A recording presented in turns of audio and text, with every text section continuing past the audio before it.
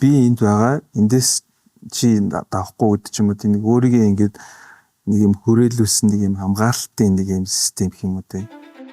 Чиний майнд яг чинийх гэдэгт чи ер нь итгэдэг үү?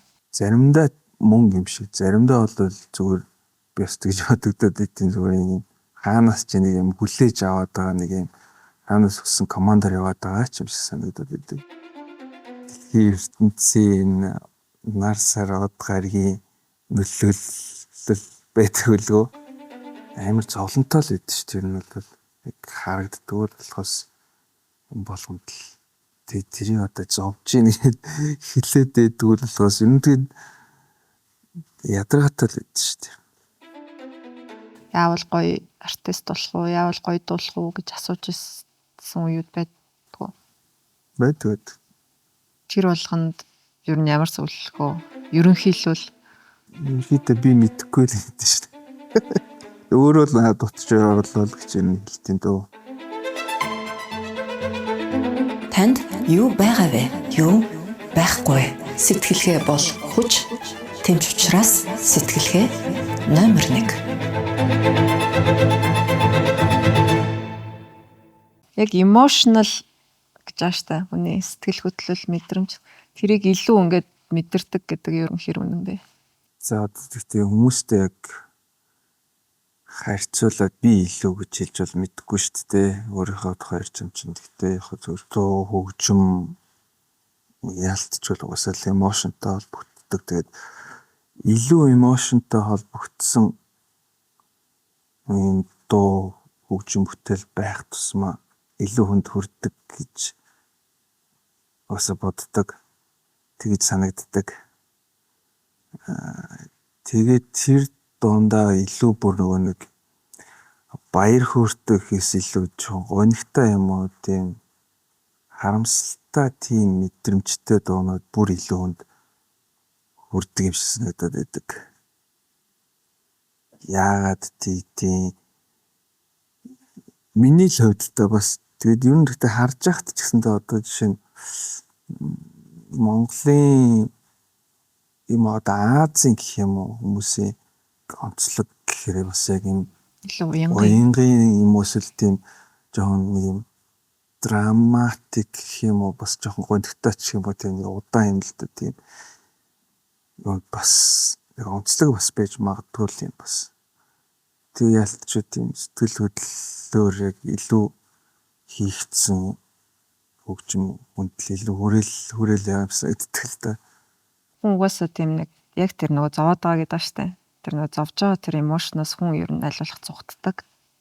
Эсвэл тэр нь ямар ингээд хүний бодол амар месси байдаг эмошнууд нь. Тэгээ тийм болохоор тэрийг аль болох анзаарах баях гад байдаг. Тэгсэн чинь артистик хүмүүс болохоор тэрийг бүр ингээд ажиглаад анзаараад тэрийг ингээд мэдрээ. Тэрнээсээ нэг гэсэндээ тэрийг мэдрэхээс айдгүйгээд нэг тийм юм бас байгаад байгаа байхгүй юу? Аль болох зовлонгоо ингээл хүн гунж байгаа ямиг хайчихын хооронд тэрийг буцаж ингэж гаргаж ирээл ингээл зураал тэгснэ буцаагаал дуу болгоно гэхэд бас сэтгэл зүйн төвчээр нь юм уу эсвэл тэрэн дээр одоо яг юу мэдэрт юм бэ? Миний хувьд ч юм гэхээр би бас уусаал нэг тийм багаас л дотгошоо сэтгэлгээтэй юм уу одоо хүмүүстэй нэг мэдрэмж юугаа гаргахаас илүү дандаа дотроо хадгалдаг. Одоо нөгөө unconsciously гэдэг чинь яг нөгөө хүсээд би ингэмээр байна гэж байгаатай биш зүгээр ингээд өөрийн мэдлэгөө гаргаж байгаа нэг арга юм болов ч гэж бодогддог байсан. Дотгошоо тэгээд нэг тийм нээлттэй биш байх ер нь хувь хүндээ ер нь хэр төвчтэй вэ?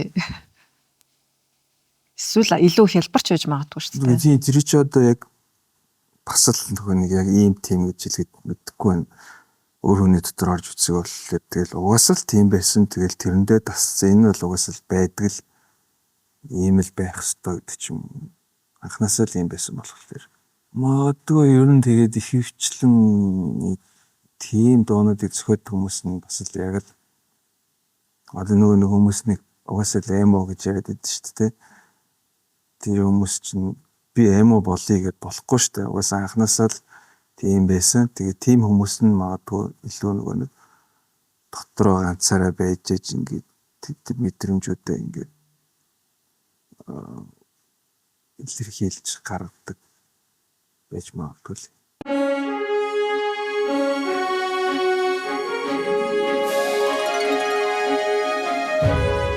Сэтгэлгээ номер 1 нэвтрүүлгийн бүтээгч Livestream Mongolia.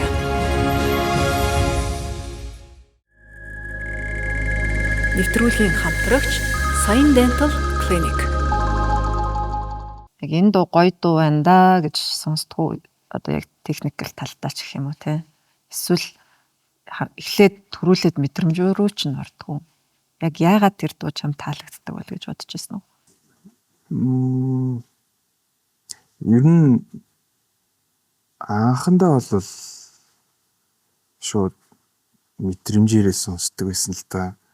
Тэгээ нэг олон жил хөгжим хийгээд ирэхээр ингээд сүултээ бас энэ айгу муухай нэг яг нотын ч юм уу те яг тэр бүтцийг нь хараад идэг болчт юм байлээ. Тэгээд заримдаа ингээд бүр нэг зүгээр гоё мэдэрч сонсч чадхаа болцсон ч юм шиг санагдаад байд. Анхандаа бол шууд мэдрэмжээрээ л сонсдог гэсэн.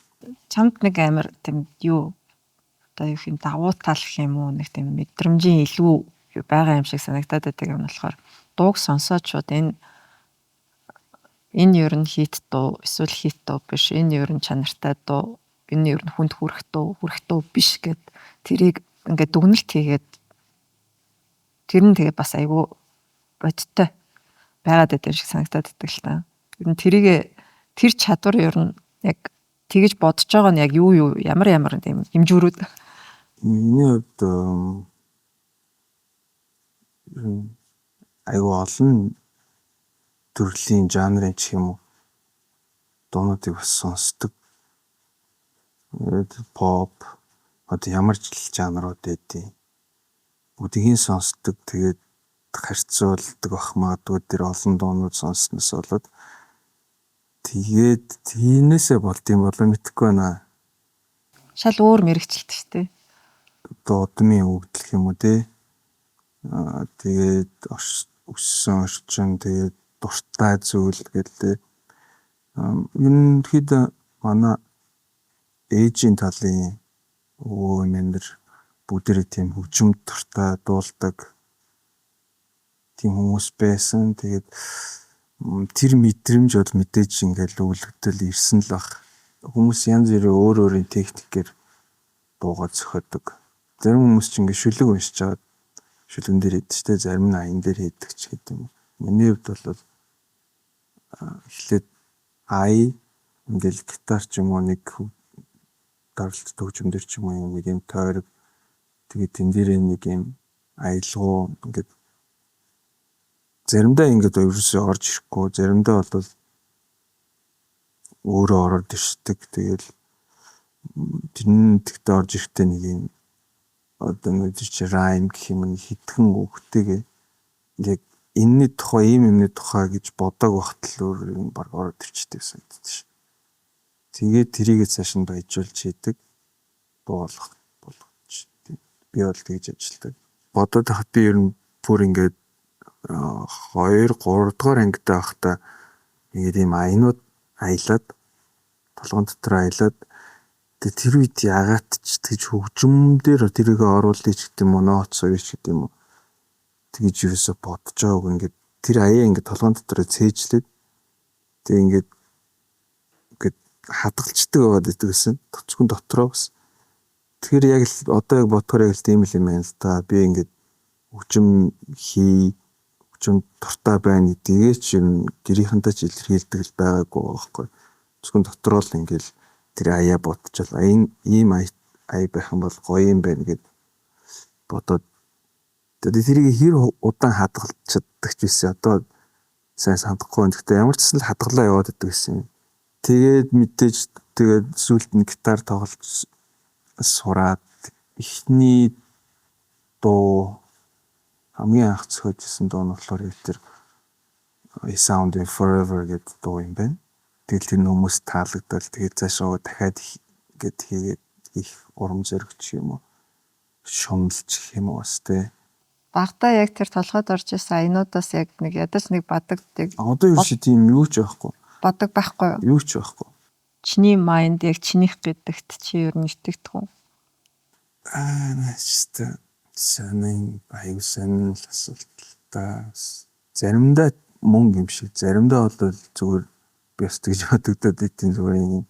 Хаанаас ч нэг юм хүлээж аваад байгаа нэг юм хаанаас өгсөн командаар яваад байгаа ч юм шиг санагдаад идэв. Тэгэхээр яг стедэрийг яг аль нь ч гэж магадгүй л гэж бодож. Одоо яг артист хүний хувьд жишээлбэл нэг онгод гэж яриад байдаг шүү дээ. Аа. Тэгээ тэрийгэ үгүйсгчээр чинь одоо хитрхи practical mind үлдэх гэдэг шүү дээ. Аа. За хитрхи тэрэндээ орчих юм бол бас амьдралаас тасарчих гад байдаг. Тэгэхээр тэр баланс ер нь чиний тархинд яаж явд? Бүхэл юм угаасаа нэг бүх юмны оршин тогтч байж байгаа юм баланс гэж боддог. Тэгээс сайн ч гэж байхгүй, муу ч гэж байхгүй. Хоёул цуг байдаг. Тэгээд энийг яг хамгийн гол нь яг баланслах. Хас л өөр биднэрт өөрсөө сонголт байхгүй гэж боддог. Иргэн тойронд болж байгаа үйл явдал бараг л энэ дэлхийн ертөнцийн нар сар од гаргийн нөлөөлөл байдаг үлгөө гэж бодож байна. Яагаад ч тэгээд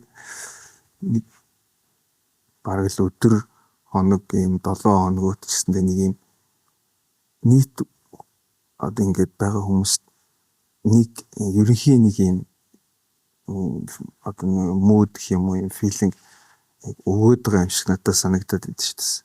Бүх юм тэгээ хоорондоо уялдаа холбоотой бол Тэ хүмүүс ер нь одоо тэр нөгөө нэг агаарын даралт ч гэдэг юм уу чигшилч гэдэг ч юм уу тэ одоо температурууд ингээд физикийн нөлөөнөл байгаа шүү дээ. Энэ яг л надад ингээд чинь зарим өдөр ингээд амар гоё юм гоё санагдаад хахад ингээд би ганцаараа биш ингээд харангуут бас хүмүүс ч гэсэн яг тэгж нөлөөлөд байгаа юм санагддаг. яг ингээ өдөр тутамд амар төвхтэй ч юм уу бачуурмаар, бичмдмаар үйл явдал амар их болтой шүү дээ. Эсвэл ингээ санаа нэлэхгүй хүмүүс бас таарна тий. Чиний хувьд ингээд яг тэрийг ингээд нэг юм хүн дээр биш ингээд айгу зөөлөн ингээд өнгөрөөчч болт юм болоод байгаа ч юм шиг.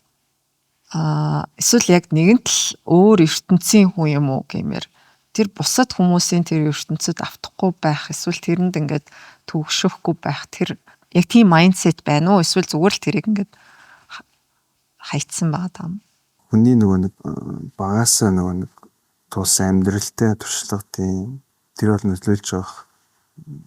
Энэ манах ингээд нэг газар биш айгүй олон ингэж амьдарж байгаа орчин ингээд солигдоод айгүй явдаг байсан.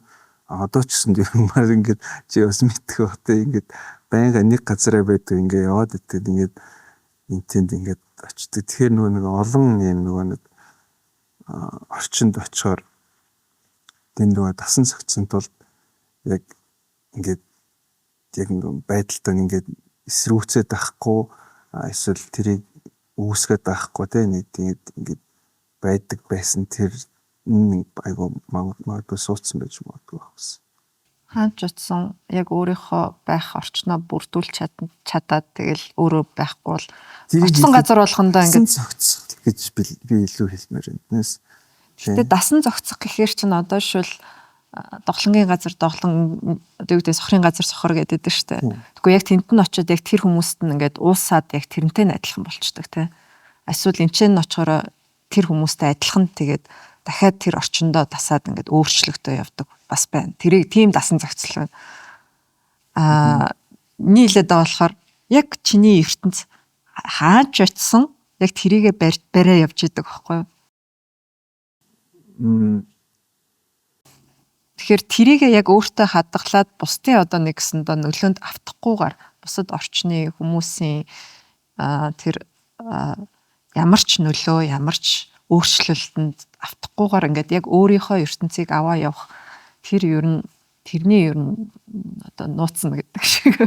Харин тийм эн чинь нэг хэсэндээ бас нэг хамгаалах нэг тийм техник гэж магадгүй.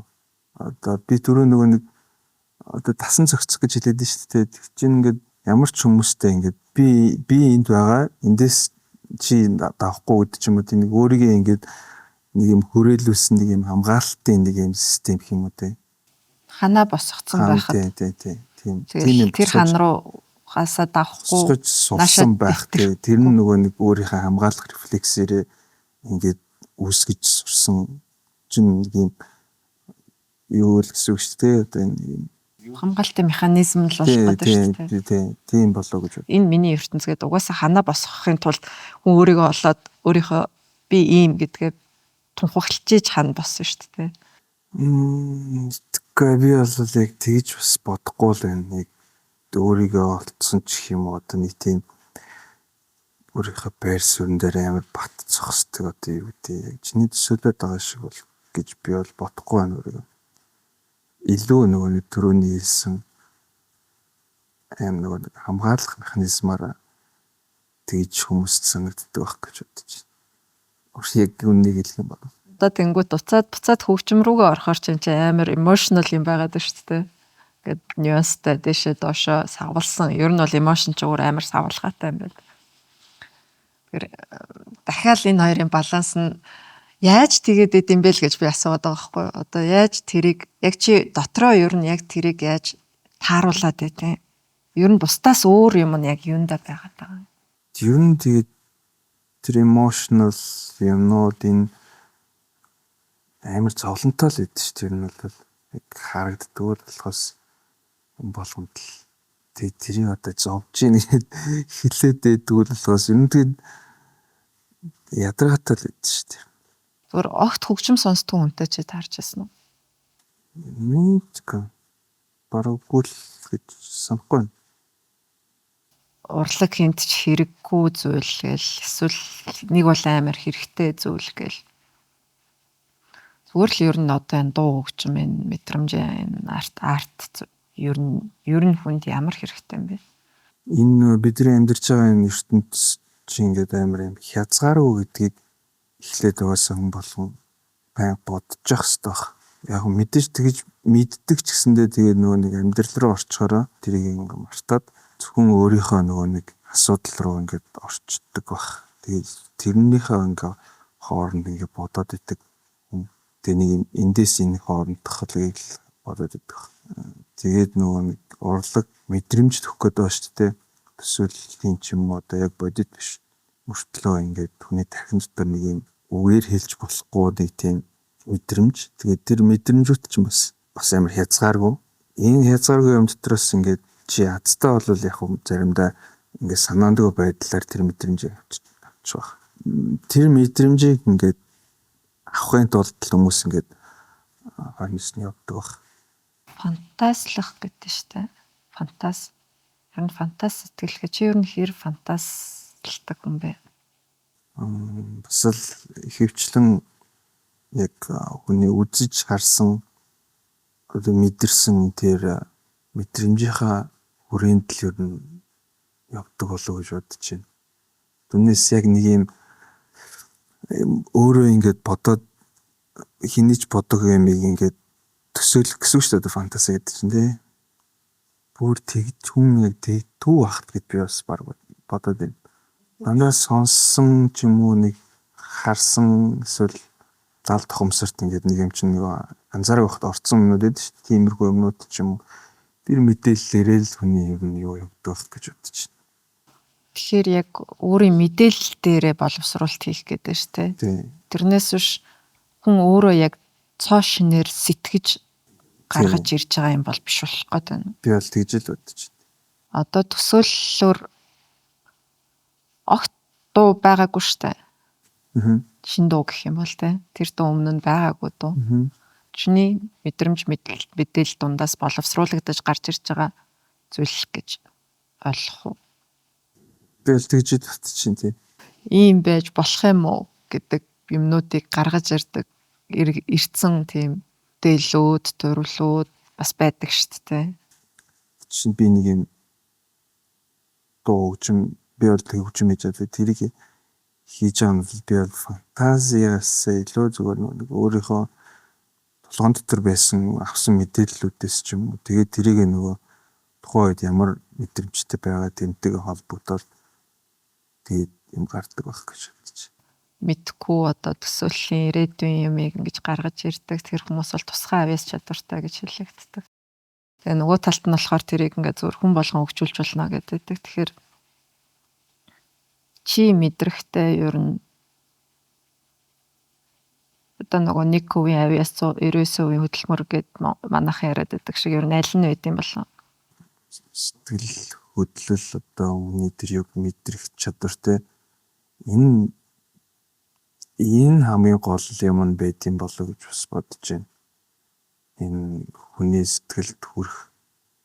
За тэгээд мэдээж нөгөө нэг ганцхан юм биш. Тэгээд нөгөө өгөгдөлтэй жишээ нь хоолны темпер ч юм уу те энэ за тэгээд одоо энэ харагдах байдал ч юм уу бас ингээд олон юм л л. Гэхдээ хамгийн гол юм нь хүний сэтгэл хөдлөлийг мэдэрч чадах нь одоо нэг мэдрэмжийн одоо нэг одоо ингээд хүнийг хараад ч юм уу ингээд одоо энэ хүн юм ингэж ах шүү тэгж ах шүү ингээд хараад дотор нь одоо иймэрхүү байдалтай байх шүү гэж мэдэрч чадах одоо тийм мэдрэмж юм одоо юу гэх юм эсвэл хүн хүнд ингэж хандхад нэг иймэрхүү өөр хүлээж авах байх ч гэдэг ч юм уу эсвэл нэг тийм мэдрэмж шүү дээ тэр чухал байдаг гэж магадгүй.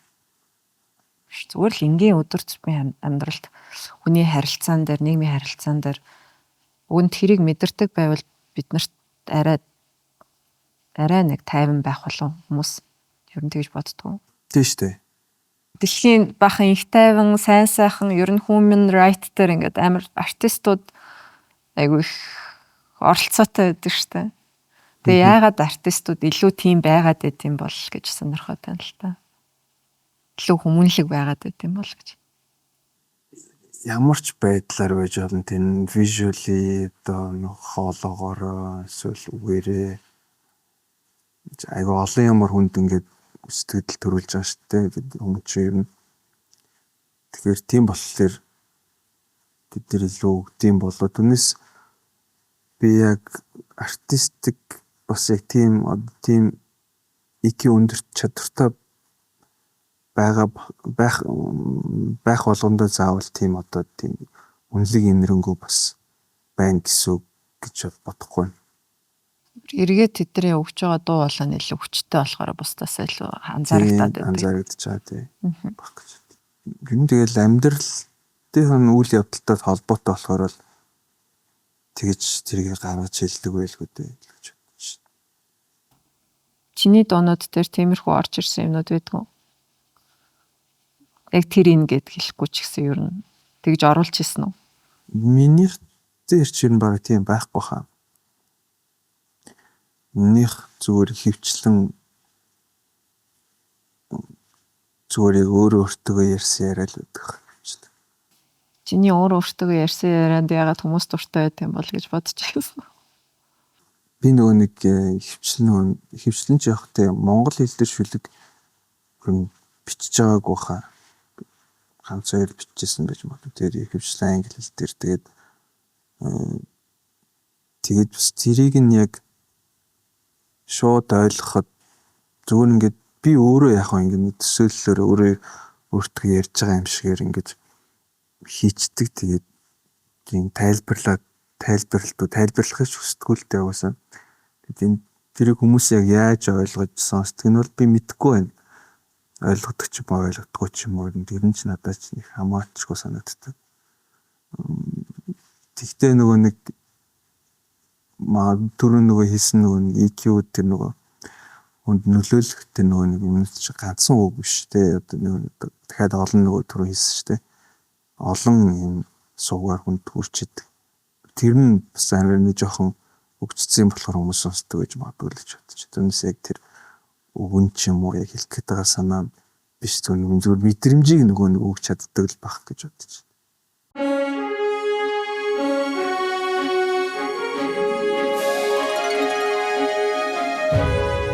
Сэтгэлгээ номер 1 нэвтрүүлгийн бүтээгч Livestream Mongolia.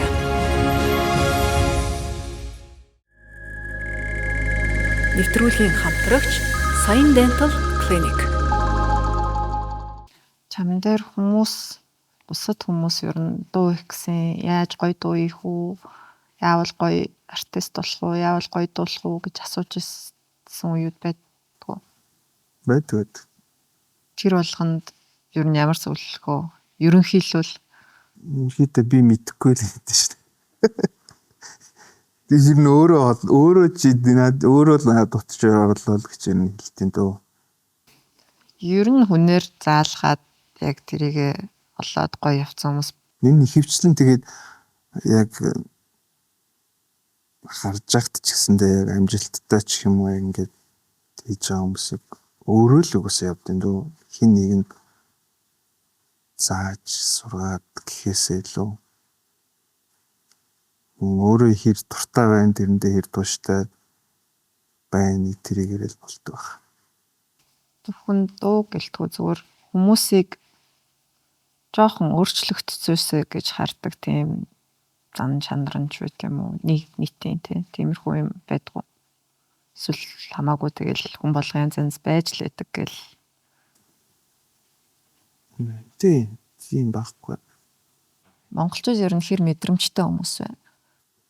Гайгүй мэдрэмжтэй хүмүүс ахаа гэж бодож байна. Уг нь бол Ягаад үгүй яг яг энэ орчин үеийн урлаг хөгжмийн мэдрэмж гэхээсээ илүү нэг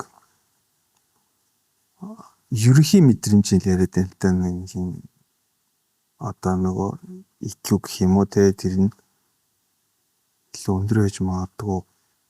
Яг тэгэхээр хязгаарууд нь бусад хүмүүстэй харьцуулахад бидний амьдарч байгаа одоо нэг гадаад орчны юу чинь те нөлөөлөлтөд хитрхийн халуун хүүтэн ч гэдэг юм уу те юм эрсдэс юм уур амьсгал бас ингээд нэг хоёр хязгаарыг ингээд дандаа ингэчээд болохоор арай илүү байдаг мэдрэмжийн гэсэндээ дагаад ингээд хоёр тал руугаа ингээд хөгжсөн байдаг болов гэж бодож байна.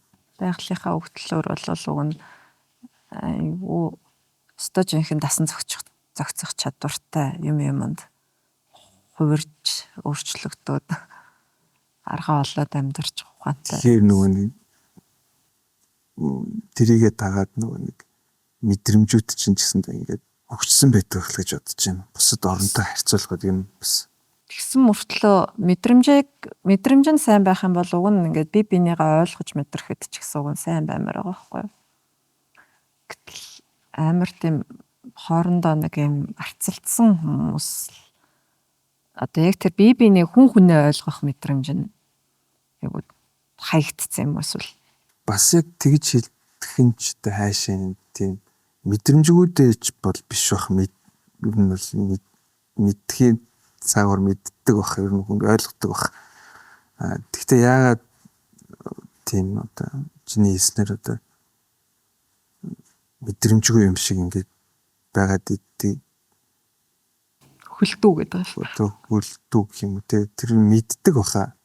Тийм мдэггүй царайлдаг. Зүгээр ингээд бусад улсын өөр хүмүүстэй харьцуулах гэдэг нь шүү дээ. Одоо ер нь бол одоо харьцуулт хийж бид нар чинь нэг ийм энэ халуун энэ хүйтэн гэж хэлсэн шүү дээ. Тэгэхээр бусад улсынхан болохоор ингээд нэг юм арай нэг софт скил сеттай ч юм уу тийм байгаад байдаг. Энд чинь болохоор хааш байгаад байдаг гэл яг хөө нийтээрээ нийгмийнхаа хандлагаараа л бид нар ингээд нэг тийм дүгнэлт гарч ирээд байдаг шүү дээ.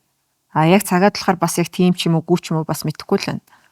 Тэгэхээр яг тэр мэдрэмжийн хувьд ер нь чиний анзаардаг юм гэж чиний л бодлыг асууж байна. Тийм тэгэл дахиад нэг юутайгаа л холбогдох бах туу. Үед бид чинь ихэд нэг хагас зэрлэг хүмүүс шүү дээ.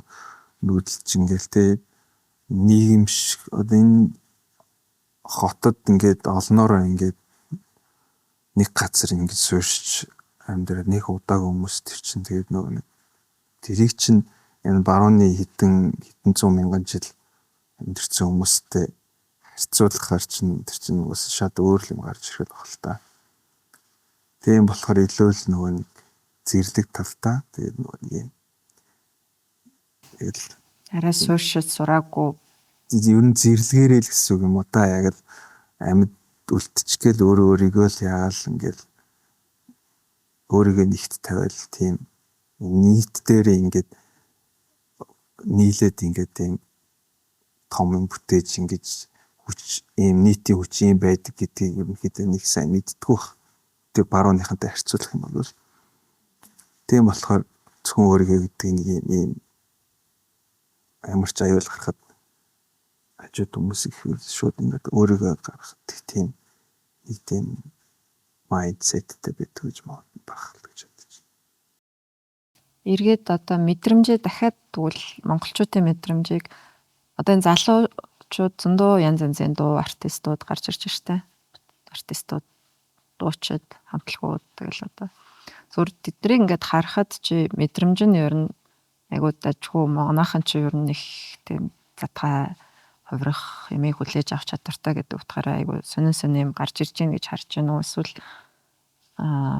зүгээр ингээд try хийгээд янз янзын юм оролдоод яг мэдрэмжгүй баг эсрэгээрээ мэдрэмжгүй юм их байгаад байна уу? Одоо мэдрэмжээс гарсан дуунууд гэж байдаг шүү дээ. Тийм ш зүгээр мэдрэмжгүй зүгээр хүчээр ингээд try хийсэн дуунууд нэх байна уу? Эсвэл нөгөө талдаа бас мэдрэмжтэй хийгээд байна да гэж зүгээр яг чиний зүгээс анзаархад. Аль нь л байгаа л да. Тэгтээ түрүүний хэлсэн те ер нь монголчууд ч бас харьцангуй гайгүй мэдрэмжтэй хүмүүс гэж хэлсэн. Тэрэн дээрээ л байна. Ер нь бол угаасаа тэгээд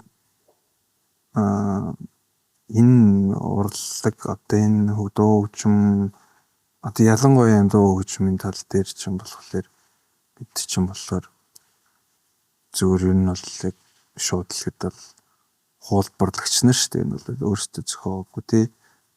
Тэдний зохиосон юмнаас сонсоод ийм байт юм аа.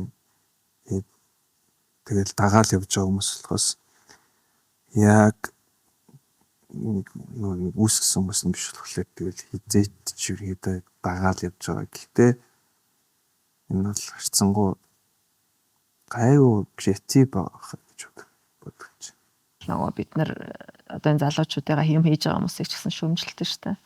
Та нар өөрсдөө сэтгэхгүй хуллаа гэлтэй. Өөрсдийн онцлогийн юм Монгол гэдэг онцлогынхаа ямыг гаргаж ирж гэдэг юм. Эсвэл гадныхныг хуллаа, эсвэл инглээ гэл ингээл нэг юм креатив сэтгэлгээ нь одоо яг хаана байхаараа зөв болоод хаана байхаараа буруунч мэддэхгүй тий. Тэгэхээр ингээд дагаа явах нь ер нь яг яхаараа буруутчихад байгаа нь. Одоо юм тэнцээ хийсэн ямыг хөгжүүлээ тэнцээ ингээд өөрийн болоход хөгжүүлэх нь креатив сэтгэлгээ муу юм уу биш юм уу? Энэ өөрөө бас хөгжил муу юм уу биш юм уу те? Би бол буруу юм байхгүй. Гол нь ямар мэдрэмж өгч чадж байгаа гэдгээр нь би бол хэлээд байгаа шүү. Энэ бол уг нь бас яг сэтгэжил байгаа штэ. Ямар нэгэн сэтгэлгээ явж байгаа. Тэр мэдрэмж өгд ийм яг оригинал одоо тийм мэдрэмж өгж байгаа тийм хүсн тийм дуу хөгжим хийж байгаа шинэ юм артистууд бол зөндөө байгаа. Гэхдээ зэрийг яг хүмүүс яг миний мэдэрч байгаа шиг мэдэрдгүүл мэдрэхгүй ба шүү. Тэгэхээр тэр чинь бол өөрөөр хэлэх бах. Нөгөө энэ урлагч уусаа л барууных. Тэгэхээр тэндээс сонссон юмудаа процесс тэгээд өөрийнхоороо тэрийг мэдрэмжийг тэр нөгөө нэг шингээж хүмүүст хүргэх. Тухайн артистын яг ямар шүү артист вэ гэдэг нь адилхан л 7 нот шүү дээ тий. Уртын дуу ер нь чамд яг ямар санагддаг вэ? Ямар мэдрэмж өгдөг вэ? Ер нь тайвшруулах өвцтэй юм да тий. Тэр нь хамгийн гол юм нэгдэх. Тэр мэдээж нөгөө техник бааштай дээр тэгж дуулах техник бас хүн болгон хийж чадах зүйл бас биш баг. Нилээн олон жил ч юм уу нилээн пашн байж яг уртын тогтоолт байгаа. Тэг хүн болгон чадаад идэх биш болохоор бас тэр нь бас онцлог нөх. За шууд хөндлөн асуулт асаа. Өөрийн бодол өөртөө зөв гэдэг. Чи ер нь өөрийнхөө бодолтой хэр үнэнч? Өстой үнэнч биш. Тэгэхээр амар хоёрдмол гэх юм уу? Bipolar гэх юм ч одоо хайшаа чи. Нэг тийм шийдвэртэй байж чаддгүй гэж би бас боддог өөрөө. Тэгэхээр яг өөрийнхөө бодолтой ч гэсэн хэр үнэнч юм бол би сайн мэдэхгүй. Гэхдээ одоо хүн за эн чинь би л юм чинь би өөрөөрөө л байхад болоо гэд нэг зүтгэдэж штэ зөрүүдлээд. Ер нь тэгж өөрийгөө ер нь хамгаалтгүй эсвэл нөгөө талын өнцгийг бас нэрээ тийм байна гэд буулт хийх нь илүү юм. Харин тийм яг би яг дунд нь л яг аль талд нь ч гэж хэлж байвал мэдэхгүй нэг.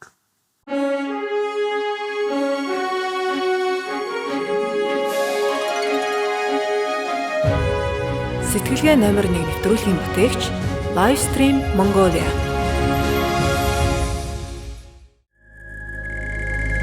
Нэвтрүүлгийн хамтрагч Сайн Dental Clinic.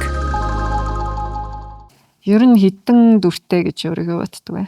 Ойролцоогоор. Яг тоолоход бол хэцүү л хэл та. Дүрээ? Тий. Хүн чинь нэг тархиндаа бас амар олуула байж идэв гэж бодчихгүй. Эсвэл яг bipolar бол хоёул болох гэдэг шүү дээ. Тэгээ дүр гэж одоо ярих юм бол бараг би тэгж боддог. Энэ усаж тийм бахтаа хүн ер нь амар сонин хүний нэг амар сонин чадвар гэх юм уу хүн болгон тийм байдаг хаа. Хүн болгонтой харьцахтаа нэг юм бараг өөр дүр төвөрдөг гэж магадгүй.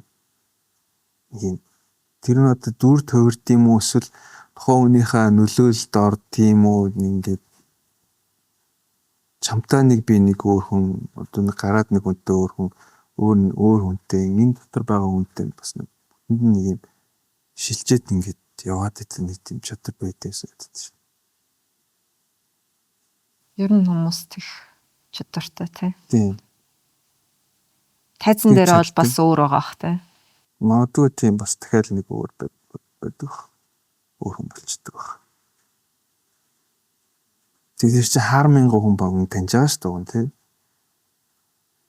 Тэр яаж зохицуулах тийм гэдэггүй тэгтэл юм дийсэн.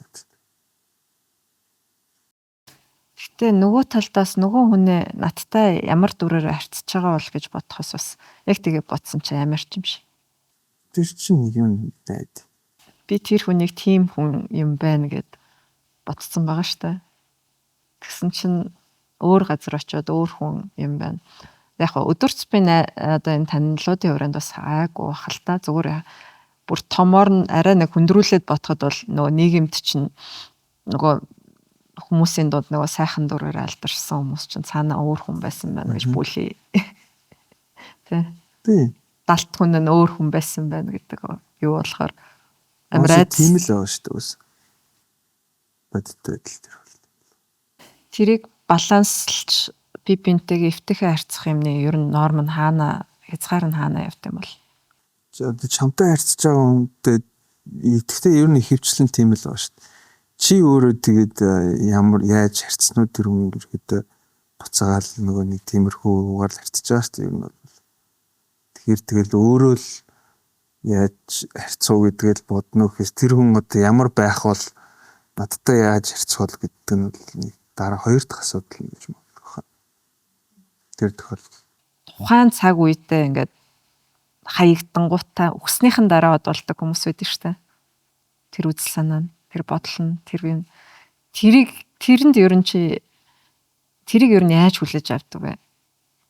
Жишээл зохиолч хүний хувьд гэх юм бол за миний зохиол угаасаа миний өгсний дараа үлднэ хүмүүс тэр үед ойлгодог болно гэж зохиолоо бичээд байх юм уу? Эсвэл яг тэгээ ботхоор утахгүй ч юм шиг те. Эсвэл амар утгатай ч юм шиг. Өөрийгөө ингээд үргэлжлүүлээд үлдээгээд байгаа ч юм шиг. Тэгэхээр тэрийг ер нь яг яаж хүлээж авдаг? Ер нь гэхдээ нөгөө нэг яг тэгж ярих юм бол тийм бүтээлүүд айгүй олон байгаа штэ. Одоо жишээ нь ингээд тэгж бодцоод хийчээд өгцөн гэсэн мэтлээ тэр нь болоогүйч юмуд айгүй олон байгаа гэж бодож чинь хинч мэддэхгүй үлдсэн. Яг гоо бас эсэргээрээ алдартай болсон ч байгаа. Тэгэхээр нөгөө нэг болсон тэр тохиолдлууд нь магадгүй нөгөө нэг юу юм болов хүний нөгөө нэг нийгмийн нөгөө нэг хоньны юу гэдэг лээ те хонь сүргийн нөгөө нэг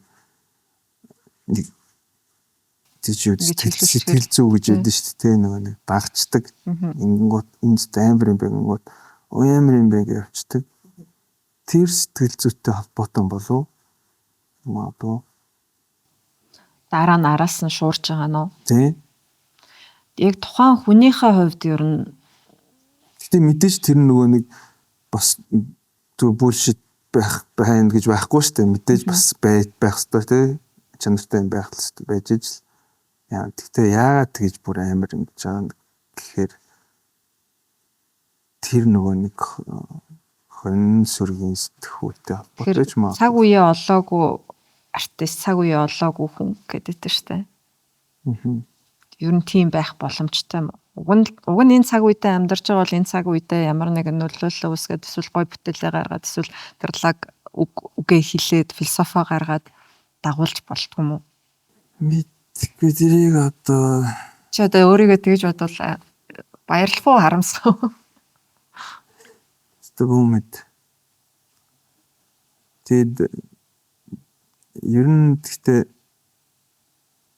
бас нэг сонин бодол гэхэд юм болгоно нэг өөрийнхөө цаг хугацаанд л болдог гэдэг шүү дээ. Бас нэг тийм үг гэдэг шүү дээ. Болох цаг нь болоогүй бол болоогүй гэдэг. Тэгээд амар тааваршгүй юм хүнчтэй амьдралыг ерөөсө тааваршгүй зөндөөл тохиолддог. Тэгээд тийм болохоор тэгэл болох ёстой юм болох үедээ л болдог бах. Тэгэл болох болоогүй бол болоогүй л гэл тэгэл олон юм бодохгүйгээр тэр бол тэгэл хайцсан дээр байх гэж бодож байна. Окей. За, thank you. Өөр гоё ярмаар юм. Би ч юм ярмаар хүлээн. Ер нь юм ярмааргүй л. Тэгвэл ганц үлийн асуулт. Хүний бодол төсөөлөл хязгаарлагдах ёстой юу? Ёстой юу? Тэ.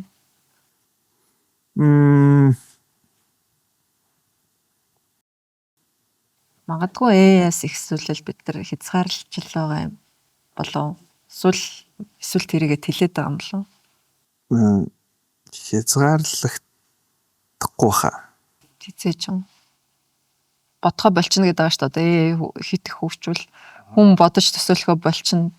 Тэгээд яг тодорхой төвшөндөө хүн юмаа ингээд бодоод сэтгэе явж хахад л боллоо. Тэрийг зарим хүмүүс ч гэсэн одоо өдөр тутамдаа ч гэсэн тийм хүмүүс ш чи юм илүү юм бодтой. Юм холын юм бодтой. Юм бүтэхгүй юм бодтой ингээл. Үн тэгэж бодлоо хязгаарлаж авах хэрэгтэй юм уу? Тэг чаддаг бол одоо чадчихмаар л шүү дээ. Тэг чадахгүй л үү дээ.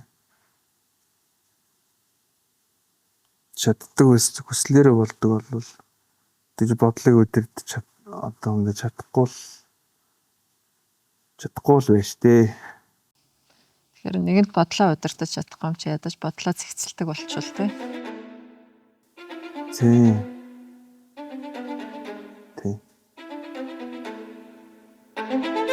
Таны ертөнц бол таны сэтгэлгээ. Та бидний ертөнц, бидний сэтгэлгээ. Дараагийн дугаараар уулзцгаая.